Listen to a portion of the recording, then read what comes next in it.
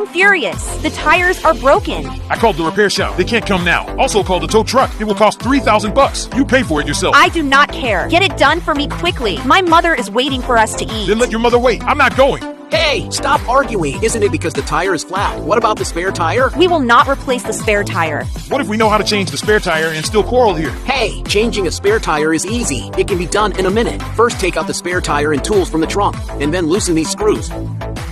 You will find that if you screw them directly by hand, they won't move at all. The correct way is to step on it lightly with your foot. Look, the screw is loose. Next, let's put the jack. There is a special jack support point under the car. This position is the hardest. Let's put the jack here so that the car can be erected easily. If you learn these 2 steps, you will already surpass 80% of the people in the country. It will be safer to put the removed spare wheel under the car.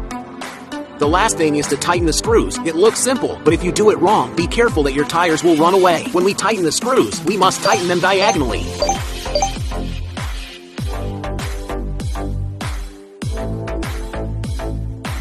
The same goes for tightening the screws.